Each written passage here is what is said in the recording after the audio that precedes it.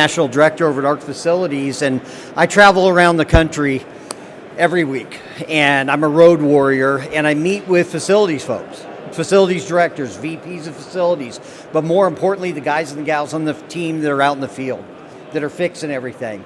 And one of the things that I keep hearing over and over again is we don't know where everything is. I've swapped out stuff over the years, and this is one of the big ones, shutoffs. They move. You've done renovations. Things change in the building. Every renovation that you do means something moved, okay? And the challenge is, what about the new guy? The guy who starts next week, does he know where any of that stuff is day one? And that's a challenge. Everybody's in the same boat, though. But I'm going to share some of the things that I've seen, some of the things that I've heard, some of the best practices on how to capture that stuff, so it's not all up here, where you got one or two guys that know where everything is, because I got news for you. Those one or two guys are either in the retirement window or they could leave at any time for another job. And that's just, information should stay with the building, not with the person, okay? I want to show of hands for two things. One, who's got a smartphone? Put your hand down, I'm kidding. Everybody's got a smartphone, but more importantly, can you tell where every one of your shutoffs is in your building on your phone today? Raise your hand. Right. That's the problem. Every person on your team has a smartphone too. Okay? They're on a roof, they're in a mechanical room, they're in the basement. Why can't they access your shutoffs? And we're going to look at what that looks like and what that means. But here's part of the challenge is, if you don't have that stuff mapped out, and it's all over the place. I mean, it's up in the ceiling grid, it's in walls, they're in the crawl spaces. They're all over the place. But the challenge is, who knows where they are when something goes sideways? You know, think about it, gas. Think about electrical panels. Think about all your transformers, switch gears, ATSs, all of that stuff. All of it's mapped out and you can see where it is day one when that new person starts. But at the end of the day, this can shut your building down when something goes sideways. I live in Florida, okay? We just had 2 hurricanes come through. There are hospitals that were shut down, okay? Think about that. Trauma hospitals shut down. And a lot of it was a whole other bunch of different stuff, but they were having trouble. What are the sequences and even restarting stuff, okay? It's a challenge. But also locating those shutoffs, what that means is you got to be able to maintain it, not just do it today and you don't touch it again for a year or 2 years. It has to be able to be updated live. Guys, move stuff, take a picture of it, hit save. Everybody should be able to see it. And I'll show you what that can look like.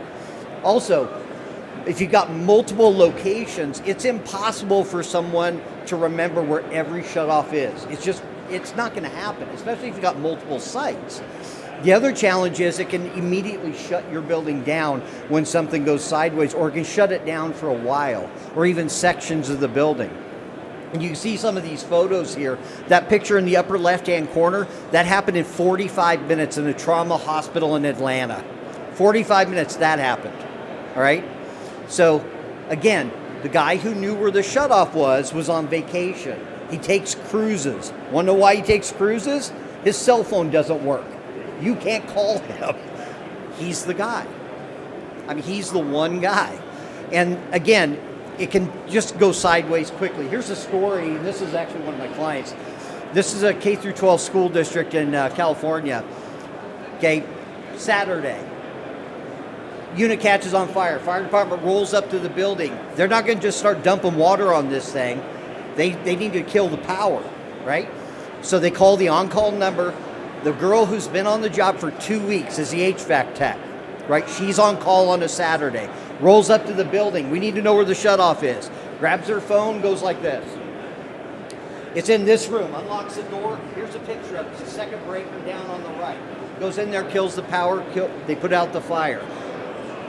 Fire department says, how the heck did you do that? She goes, I've got all my schools right here. 2 weeks on the job, and she knew where every shutoff was in the building. It can take it from putting that unit out, replacing that unit, or rebuilding that building because the building's on fire. It can go quickly and snowball. The other challenge is that, okay? One guy. Everybody's got a guy named Bob, Carl, Betty, whatever the person is, who's been on your team the longest, who knows where all that stuff is. The challenge is, what are you going to do when that person sits in the chair right there and says, I'm retiring at the end of the month, or I'm retiring at the end of the year? All that, we call it, I call that walking as-builts. They know where everything is in the building, and they just walked out that door and took all that institutional knowledge, which is for your building, with them, okay? Don't get me wrong, they can oftentimes get a cool little side gig, all right? They retire and they're a consultant now.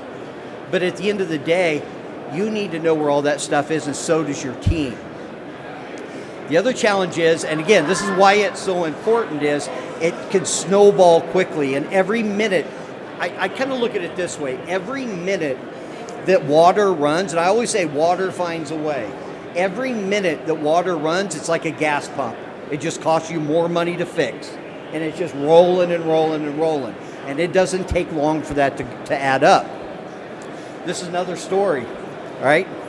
That's a picture they took. They sent that to me, all right? 10 o'clock at night on the 3rd floor, all right?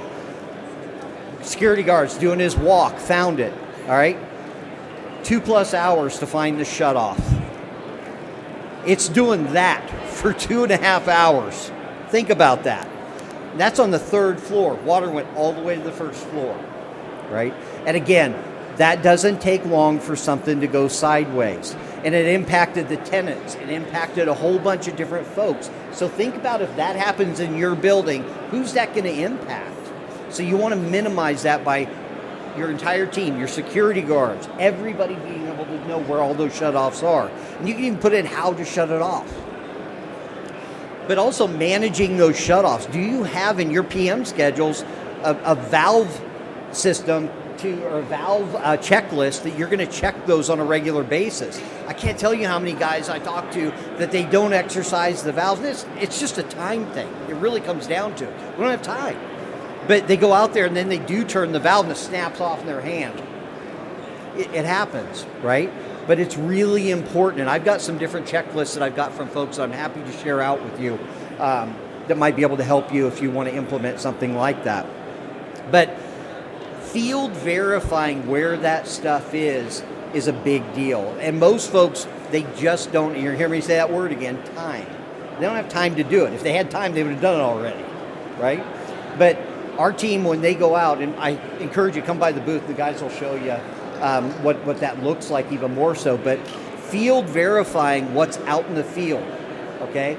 Mapping it out. When I say mapping it out, I'll show you what it looks like in a second, but popping the ceiling grid, identifying, your guy says, hey, there's a valve up here and it shuts off this whole part of the building.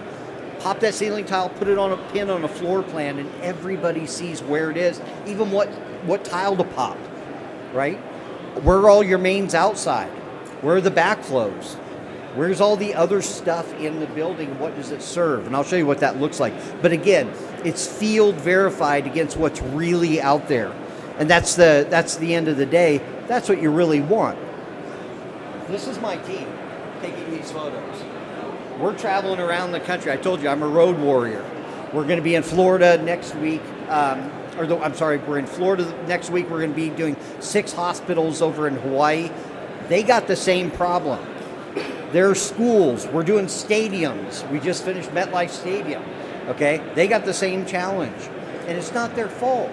They don't have time, but also they don't have the people to do it, okay? They're down 20, 30, 40% headcount in some cases. The challenge is everybody's burning the candle at both ends. You don't have time to do that. So our team comes out there and we map out all that stuff. But the guy in the vest there on the upper left there, that's actually a client. When we walk around and do the site walk with them, we're having them do it too. He's doing it on his phone. He's doing it on his tablet. But at the end of the day, I hear a lot that guys are like, oh, my guys are old school. You know, they don't use their phone, they're not tech savvy. Those days, I call BS, okay? Every single one of your guys has a smartphone. He may not like it all the way, but once he sees that he doesn't just have to remember when something goes sideways, where stuff is, and he can just pull it up and say, oh, okay, this floor, here it is. It goes from, an hour and a half, 2 hours, that other incident, be able to shut the water off. to 5 minutes. Half of that time is him just getting to the building, okay?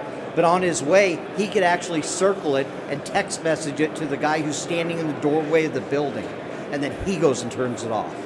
I've got several clients, especially in healthcare, where they've got their CEP and they've had major blowouts in the CEP, and everybody's gone for the day out of the team, and they'll pull over alongside the road because they have a problem going on. They got sensors, and they'll text message the sequence, how to shut something off, to the guy who's still there. You can do that. And at the end of the day, you don't have to do the work. That's what our team does. So what that means, though, is smart building technology. This is a guy right here. That's actually up at LaGuardia Airport. Okay, we did LaGuardia Airport. That guy is the guy. His name's Chuck. Okay, Chuck knows where everything is. I think he knows where the bodies are buried. He's been there that long. And at the end of the day, though, I had him just walking around with this iPad. That's my iPad. Okay, it's right here. He's walking around and he's mapping it out. He did it twice and said, I don't need your help anymore. We went into an electrical room. There are 50 panels in there. Okay, we're walking around to the different ones, doing the transformers. Some of them are up in the air too. We're doing all of that stuff. He did half of them in the same amount of time that our team did them, and he'd only done 2 before that. It's easy. I am a firm believer, okay? If you're using technologies that aren't easy, your team's not going to use it. They will stop. I hear, it's funny. I tend to be I call it couch time. When I'm walking around with the field techs, they just vent. They share all the good, the bad, and the ugly. But one of their big things is they hate paperwork, okay? And they hate having to dig for stuff to do their job. They want tools that work. So I always tell people, look in the mirror, think of the stuff that you've got. Does it work? If it does, great. But also, and again, this isn't knocking any kind of software. What I'm saying is, are you maximizing what you currently have?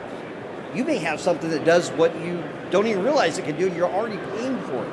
Maximize that. But then also, when you're doing that, identify the holes, and then look for stuff that can fill those voids. Because at the end of the day, you want to put tools in their hands that your guys are going to be able to use on a daily basis that will help them in the long run. At the end of the day, that's the way I always look at it. I'm going to switch over here in a second. I'm also the host of the Facility Voices podcast. Highly encourage you to log into there. I interview facilities folks around the world. And stop by our booth too, because we're actually doing a drawing for a drone. But let me show you what that can look like in a building. So think about it if you've got multiple sites, okay? All your different sites here.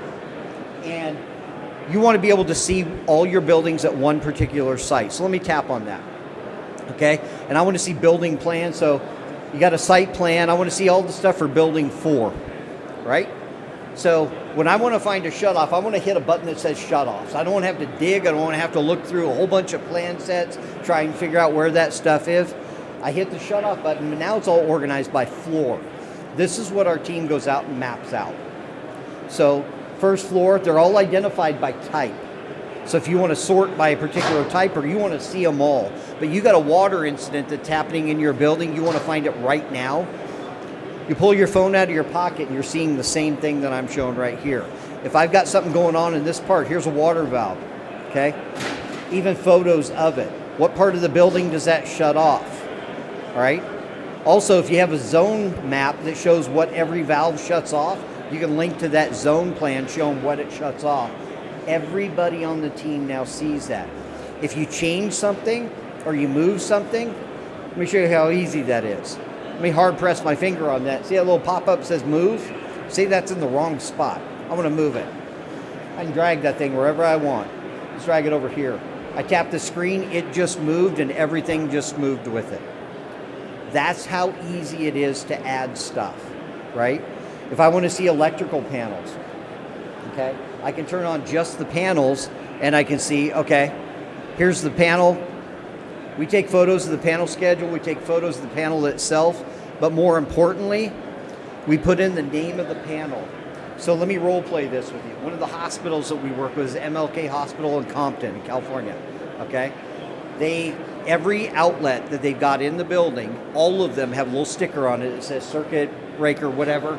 Okay, they can search for that and find the panel. They had one go down in the middle of a surgery. This is in the middle of COVID. In the middle of surgery, they're dressed. They're fully gowned up.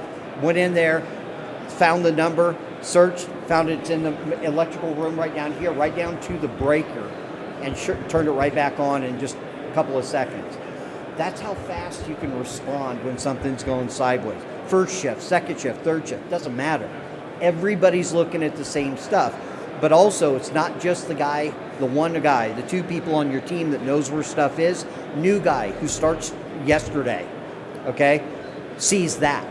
So think about how fast they can speed up that training process, that shadow process of them having to walk with another guy. We actually do the same thing for mechanical equipment. So again, all that information all in one spot, everybody can access it, but we also train your team how they can add stuff too. Never fails. They're fixing a smoke detector, turn their head around, there's a valve behind them. They pull their phone out of their pocket, take a picture of it, hit save, everybody sees it, okay? They may not even know what it shuts off, but the point is they know there's a water valve right there, okay, that wasn't documented before. So again, setting that baseline for your team is setting them up for success. They have access to all that stuff day one, but also you're capturing that institutional knowledge from those guys on the team, okay? And again, please stop by the ARC Facilities booth. Happy to show you even more in detail. Any questions I can answer for anybody. Come on up if you do too. Awesome, thanks guys.